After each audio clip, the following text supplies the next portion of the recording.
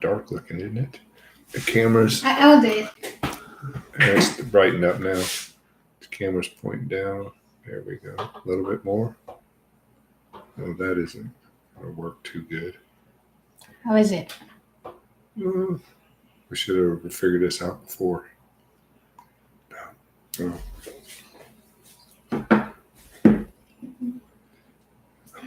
Here we go. We're live. How is it? That's better. Better? My glasses are crooked. Okay. Are you? I'm good. Okay, guys.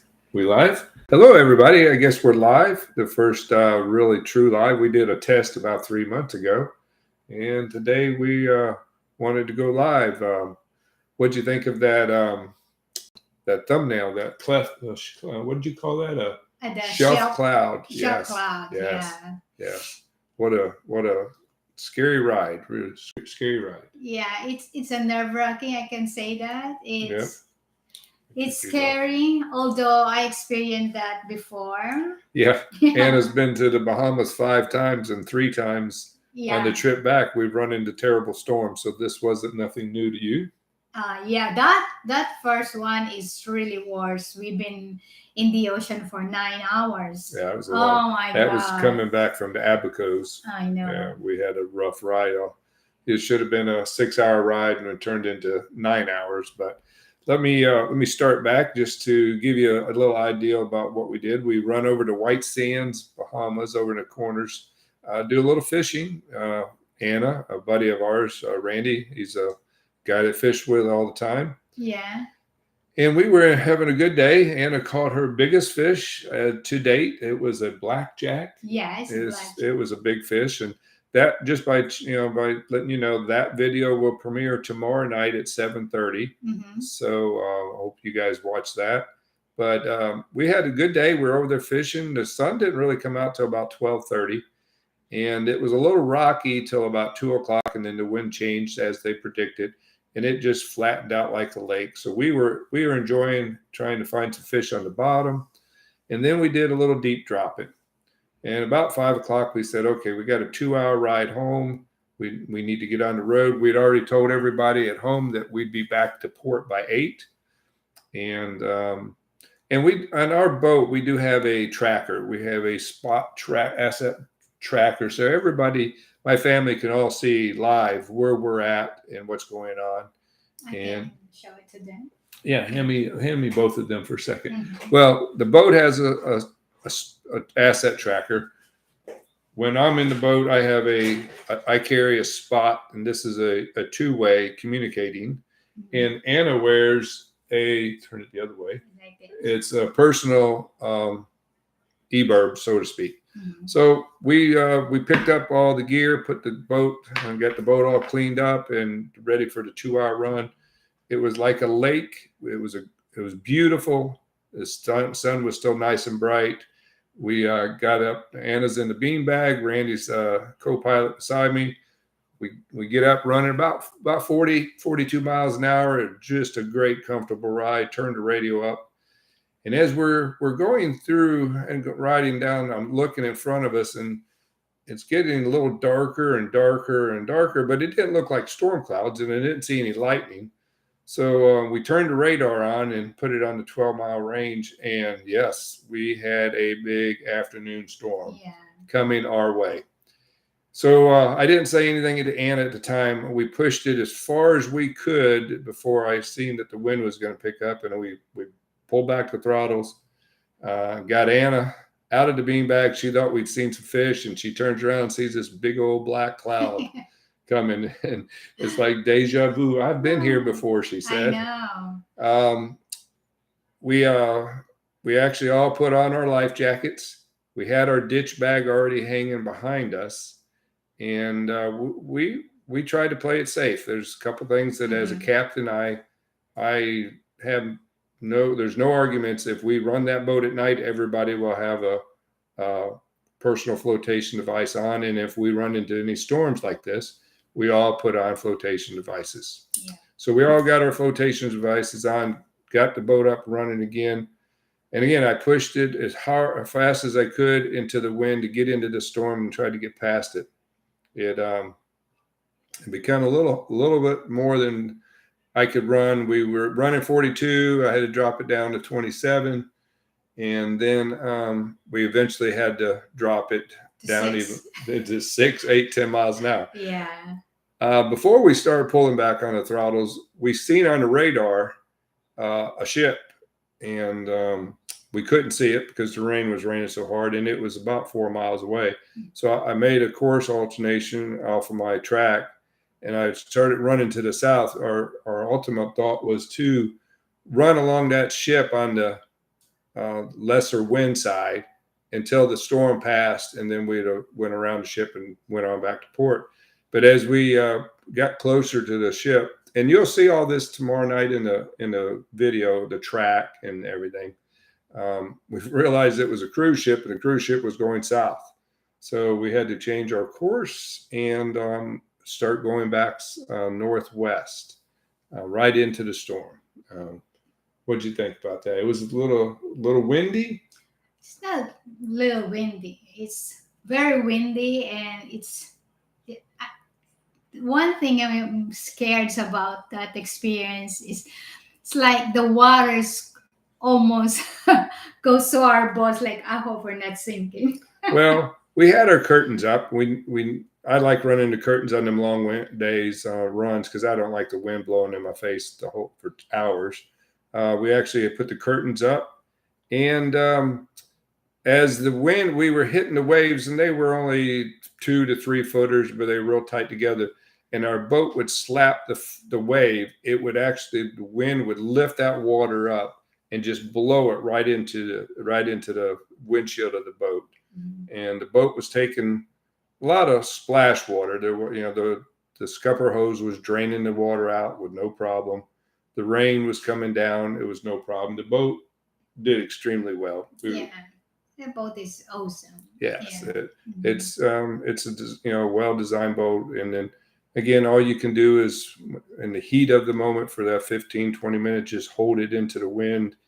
And I kept the bow up high enough so that nothing would break over the bow. And we were in the middle of the Gulf Stream, and I was worried about how big them swales would build up with that. It was only 20, 25 mile an hour winds, but that type of wind out there, it can build up. And after the first initial wind blew by, then the waves picked up. It was like the wind had been blowing long enough to make the waves build bigger and bigger. Yeah, especially when we're close to the inlet, right. It's more rough. We got on the western edge of the Gulf Stream where the two currents were going different ways, and it was a washboard. They were 3 to 4 footers tight together, but it was a washer machine. It was just, it wouldn't make up its mind if the waves were coming from the north, south, east, or west. So we had to slow down on that. Pretty bouncy for 2 hours. It should have been an hour and a half ride. We made it over there in an hour and a half, and it took us 3 hours to get home. Mm-hmm. It was just a rough ride, uncomfortable at times. But you did well, Captain. Yes. And the boat as well. You did. Yeah, the boat did well. Job. We were planned. Everybody had a personal flotation device on. Mm-hmm. We had a ditch bag. And, it's what is strange. Before we left, my family had sent me a message that I just didn't look at, that they was letting me know that the storm was building on the coast and moving to the east. They wanted to check in on us. But again, we have a ditch bag, and it has the big e-burb. I wear this on my belt. It's the same thing. I can hit SOS, and I can text, communicate, and receive messages. And First Mate Anna wears the ARC personal e-burb that she puts on her vest when she's going. Randy, our third mate, we would just use him as a flotation device. Poor Randy. Poor He's Randy. watching right now. Hi, Randy. Hi, Randy. And hi, Jack. Thank you guys for watching. Yeah, thank you for watching. Yeah. But we felt comfortable, and everything worked out well. So. Yes, we're survivor here, and I don't want to experience that again. No. Well, out of the 5 times, 3 times you've run into storms. We've run to West End, Yeah. coming home from Abaco, she got in it. Then we actually run our boat from Fort Pierce all the way to Bimini, and on the way back from Bimini, we run into the storm off of Palm Beach, and we was able to push through it.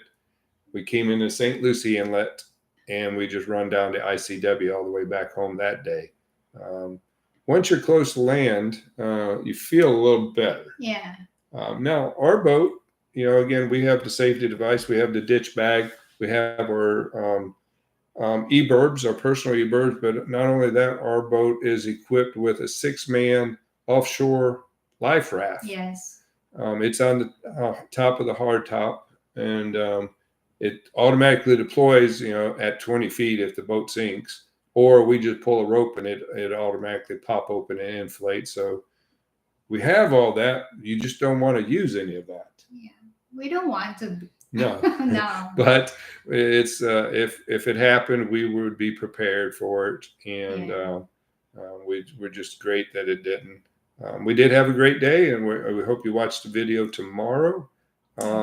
It's going to premiere tomorrow night at 7:30, and it's kind of the same title, Big Fish Running into the Storm. And the picture, the thumbnail is going to be Anna with some fish and the big shelf cloud, and that cloud is intimidating. It makes you a little nervous when you're. It's really scary actually when we are there. Right. It's really scary. 40 miles offshore. Yeah, and actually, I just want to say, guys, that this boat, our boat, it's been how many times did we get through this storm of our boat? Probably it's been in the storms multiple. If you fish offshore, as you guys all know, you're going to hit one of these storms, but 10 times. Yeah, actually, there's a guy, which is our son-in-law, who's really take care of that. He's a great mechanic. Treasure Coast, Mobile Marine. Yeah. We try to advertise his business. He takes care of but they're really good, Yeah. Our boat is maintained very well. He takes care of everything. And again, we have all the safety gear on it. And if there was a chance that we're using the radar, if we could have went to the north or south without going tremendously amount of miles, we would have been glad to run around that storm. But even on the edges of the storm, the wind would have been, it's usually windy. So we had no choice. We punched through it. We took our time.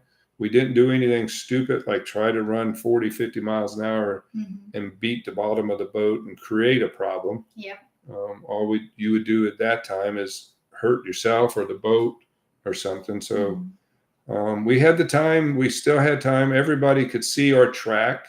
My brother on the West Coast could see where I was. My family on here at the Vero could see where we were. So if they had seen the boat stop with no communications, they would immediately called the proper authorities to get somebody to start searching for us. But we took our time, and our goal was to be back. Our boating plan was told to all family members that we'd be back to the port by 8 o'clock, and we pulled in the inlet at like 2 minutes till 8. Turned my cell phone back on, let everybody know that we were in the port and back in the inlet, and they realized it because they had been following us along. So highly recommend them type of things. It's nice. It's a comfortable feeling that there are people, and they realize that when they see me, my son-in-law thought, well, maybe when I moved to the south, I jogged the boat to the south. He thought I might have seen an edge that I could get around the storm. And then, then I moved it back to the northwest. He didn't know what was going on. So they was able to see all that live going on at the time. And you'll see that track tomorrow. Share that? You screenshot the track, all the dots? Of course, yes. That's good. Yeah, so each one of those dots, you can see how fast I was, my coordinates, the time, and everything. So it just gave me that comfort level that somebody's watching us. Yeah. And I knew that my brother and my son-in-law were watching to see what was going on, especially my son-in-law. He was the one that sent us the message that the storms were moving, heavy storms were moving off the off the shore to the east and right towards us. But good day on the water in a Yeah. sense that she caught her biggest fish Oh so my far God, with her new yeah. pole. Yeah. And she is getting so much better with her rod and Mhm. reel. That's amazing. Yes. Yeah. I really don't know how much it is. He doesn't want to tell me, but Yeah. I don't mind that. So we will be coming out with a video here in another week or two about all the safety gear that's on a boat. Mhm. I recently watched a channel that I subscribe to, and they did the same thing, and I just can't imagine something family adventures or something. They're on the West Coast. Mhm. But anyways, I noticed that one thing I didn't have by watching his video, I didn't have a first aid kit. At least I didn't think I did. And then when I got into the bottom of our ditch bag, there was a first aid kit. But there's nothing wrong with watching and going over your gear to make sure your gear is in good shape. Mhm. Before we left, I knew I had some flares Yeah. that were out of date. So we purchased new flares and got everything in the ditch bag. Again, that ditch bag, in normal cases, it's hanging in our cabin in our head. But anytime we go on these long runs and like this, that ditch bag we're running at night, that ditch bag is hanging right behind the captain's chair, easily accessible.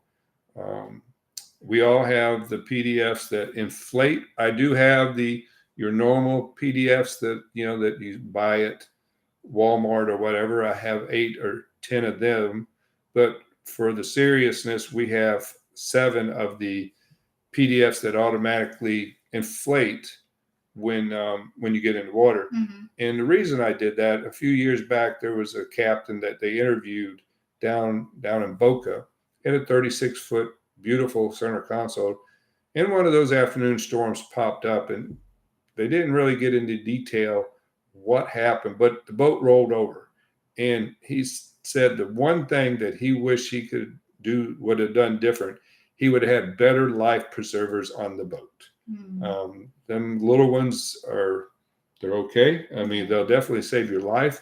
But if you have these inflatable PDFs that are strapped on you during these critical times, much better. So we think that we do the right thing with our inflatable PDFs on us. And in that video, you'll see we're all wearing them. I noticed, I thought in the video you'd see the ditch bag hanging on the back, but the camera never pans around to see the ditch bag. Hi, WLB. Oh, hey, WLB. Thank you for joining us. What'd you think of that thumbnail? A little scary looking there. Yeah. So, but anyway, so we wear the PDFs that inflate. And I'm actually going to take one of the older ones. And one of the things you got to worry about with them inflatables, you've got to check the air canisters. They do expire, and you have to replace them every couple of years. So, and the same thing with your eBurbs and these things like this. These batteries do wear out, and they do have a test button, and we tested everything before we went. This spot here has a rechargeable battery, and I have a cable that it can connect to the battery at in the boat. So hi, Jack. Hi. Thank you, WLB. Hi. Big storms here this week. It's good to keep them all the times, even when we're not stormy. Yes, I agree.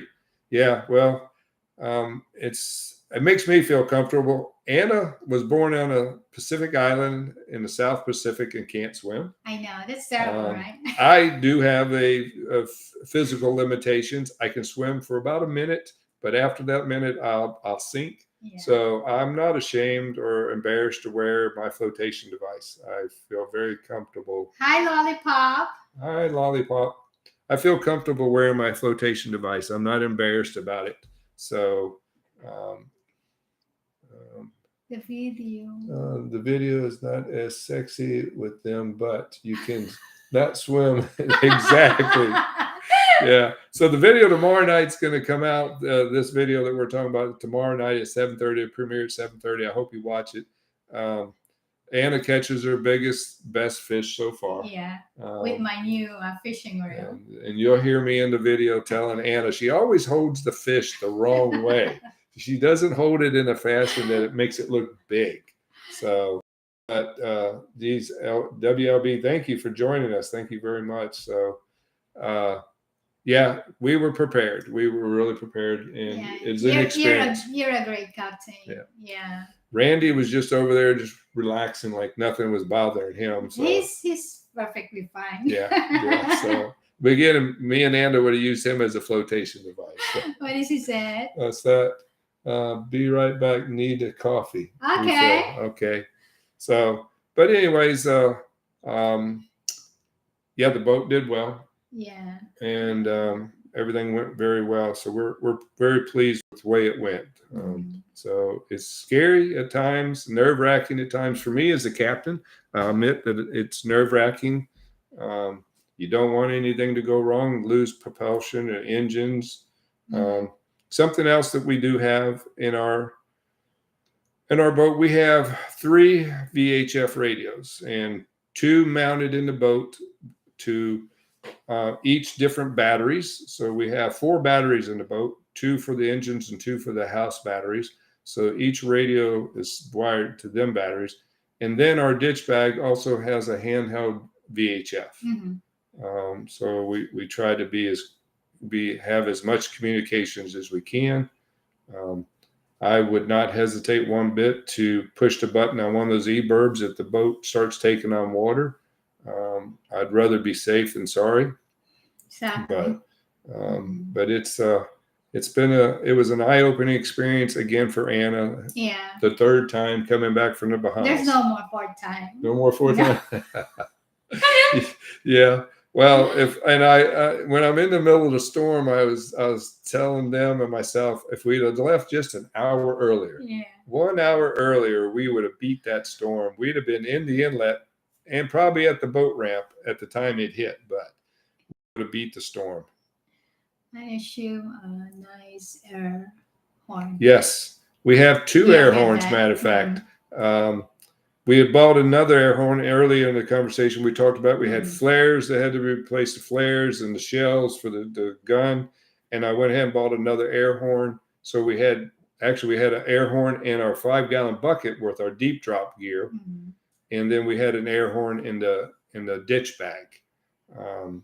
That would definitely get somebody's attention that was close. But if that ship would have been running to the north, it would have been a comfort feeling for the 10 minutes, 15 minutes of that strong wind. We could have hugged his side. And of course, the captain of that ship would have known what we were doing, and he wouldn't have had a problem. I wouldn't be that close, but I would have been on the wind side. I would have been on his side that the wind wasn't blowing on us as hard. Of course, the seas would have been rough, but we still wouldn't have had that wind. But we managed. It did. The crew did good. Anna, I was really pleased with Anna.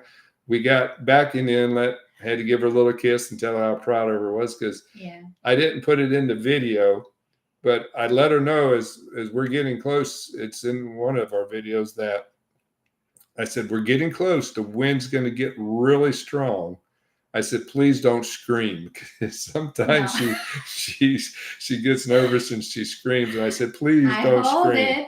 Yeah. So I said, please don't scream. That just makes the situation a little worse. And she said, okay, I won't. But I did take that out of the video. Yeah, he's always prepared. WLB. He's always prepared. Captain T is always prepared for everything. Yes. He's a great captain. Yeah, I'm like NASA. I have a backup for a backup for a backup. Just like that's in that movie. I have a backup, 3 radios, three forms of help me, come get me somebody. And that's another thing too. You pushed the button on one of these things, and I was watching on the Weather Channel one time. It was a Coast Guard. They had a show called the Coast Guard, and they actually said from the time you push one of those buttons, it's about 2 hours before they get to you. Now, if they're coming out of Miami with a helicopter, or if they're coming out of Clearwater, coming across, which they do send it from Clearwater sometimes, it's 2 hours from the time the crew gets the call. They do their check on their equipment on the plane before they do They do the pre-flight, and then they get in the air. So they said be prepared to tread water or float or what have you for 2 hours. So if something goes wrong, they're going to be getting 3 signals to come get me, and we'll be floating around in a 6-man life raft, because we do have a 6-man life raft. Yeah. So, but I hope you guys watch the video tomorrow. It premieres at 7:30. Tomorrow night. Tomorrow night, Yeah. Monday, Mhm. at 7:30, and it's just going to start off with our fishing over there. And again, we're learning more and more, one, about fishing and learning bottom fishing, and the second thing, we're learning about filming. And unfortunately, we get in the boat and we start fishing, and the fish is coming up. I got to go grab the camera. There are some of these channels that I've watched, and I wish I knew the names of the channels, but I just watched one, and I communicated with one of the guys. He's got a GoPro mounted that shows the whole view of his back deck, and he's got a GoPro on his chest, and his audio is very clear. It's great to watch him fish, and he really does a good Can job. you read that what he said? You can clip yourself to each other with rope, and if ever in the water, regardless, you will. Yes. Yeah, you always want to stay together. You never want somebody to swim off, and you want to try to stay. Good point, WLB. You definitely want to stay together, and if the boat is somewhat afloat, you want to stay with the boat as much as possible. They'll be able to spot that boat faster than they would 3 people floating. Yeah. One thing I did, going through the ditch bag, and again, I go back to that other video that I watched, the Family Adventures. I wish I knew his channel. But in my ditch bag, I found a dye. It's a green dye that you would open up, and I guess it spreads out in the water where you're at. It's a green dye, and that would help locate you so much faster as that big bright green dye. Yeah. And another problem I have is I've got leftover flares from 10 years ago, and the shotgun flares. I really hate getting rid of them, but you never know if 3 or 4 is enough. Even if it's a dud, I'd at least like to feel comfortable like I tried it. So I do have them in a separate dry bag. Again, you hope you never have to use them, but I'd rather have them on the boat. But anyways, we just wanted to come on and do a quick 30-minute live. It's hey, Bill. Hey, how you doing, Bill? That's a little early Monday morning for you over there, isn't it, buddy? Thank you for joining our first live, talking about a little bit of rough experience coming 70 miles back from the Bahamas. Hi, Lida. Hey, Lida. How you doing? Morning. Okay, it's my hot.